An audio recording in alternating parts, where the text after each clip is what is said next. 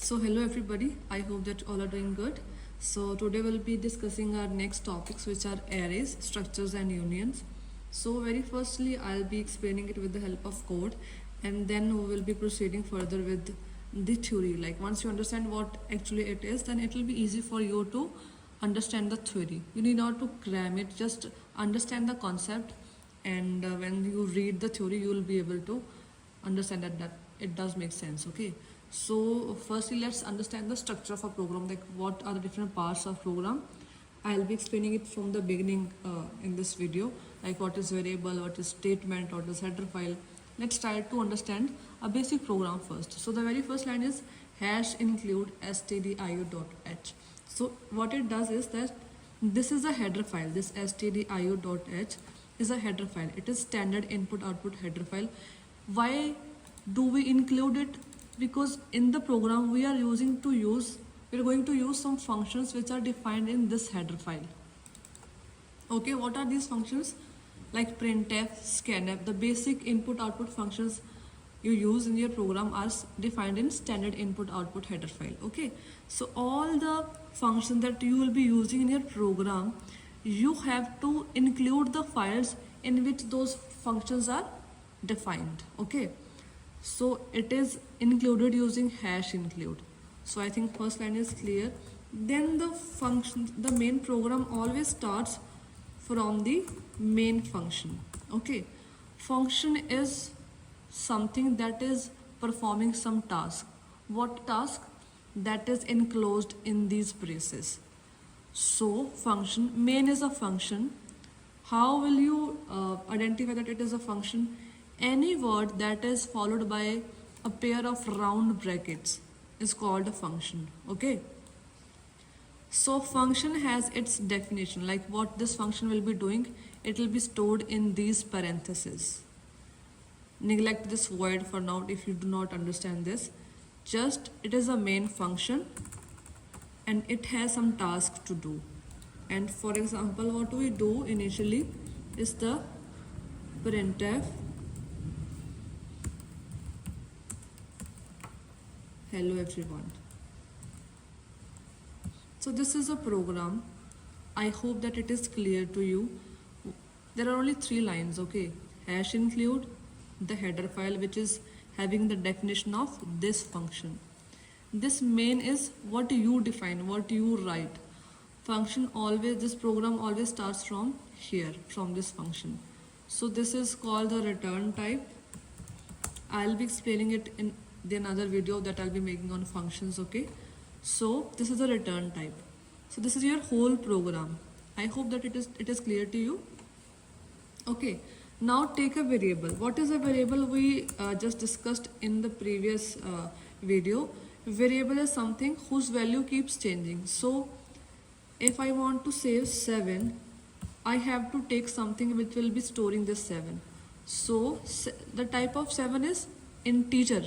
Alright, the type of A is characters. These two are variable, these two are values, and we have to store them. For storing them we need to create the containers. These containers are called variables.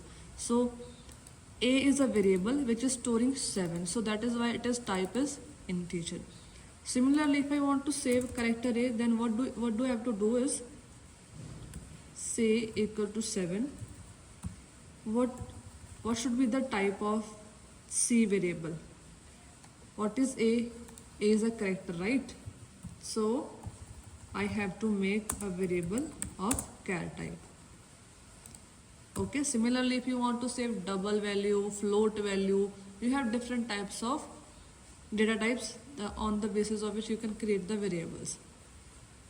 Alright, let's go on a topic, and that is, if I want to ask, so there is a question, if I want you to store 5 integer variables, I want you to store, okay, go and store 7, 8, 6, 4 and 5. How will you store them? You have stored 7 already. Now let's store int b equal to 8. int c we already have used, d equal to 6, int e equal to what, 4, and int f equal to 5. So this is a way you can store them. Alright, there is no problem, you can save it. What if I tell you that there is a feature of C that you can store all of them in just one type of variable? Instead of taking 5 variables, what if there is a feature that can store all of them in just one unit? That how will we do it? All are of same type. That is called an array. And how you store the values? 7, 8, 6, 4, 5. Instead of writing them in 5 different variables, just take one array which will be storing all these 5 values. Okay, so this is called an array. Arrays is nothing, it is just collection of similar type of variables in one unit. So how to access it, how to save it?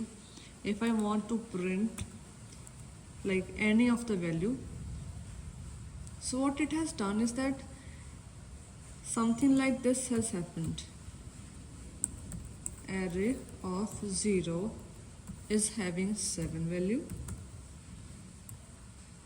and I'm writing it here only. Array of 1 is having 8 value.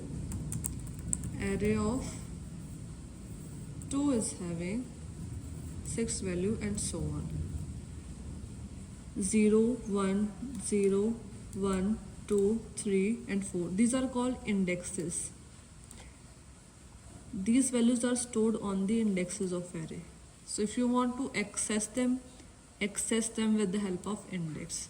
So if I want to access 7, hello everyone. Okay, now let's print it. So what it is a type of int variable. Just write %d, comma, array of 0.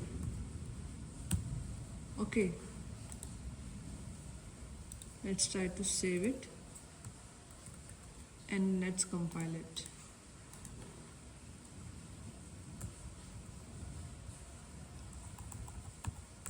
Function, the name of my file is function. So I'm compiling it and storing the executable file in function.exe. Okay, it has been compiled. Now let's check the output. Let's run it.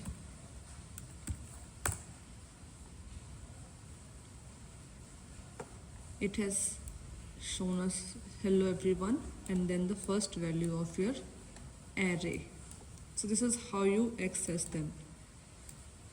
Okay, now if you have accessed them, you can of course manipulate them. What if I want to save, instead of 7 I want to save here 77? So how will I do it? Array of 0, make it 77. So now what if I print it again? Let's compile it. Let's run it. So you have got 7 for this line, and then we updated this value, we manipulated this value, and then we have got 77. So index 0 is initially giving us 7 value, and then after manipulation it is giving us 77 value.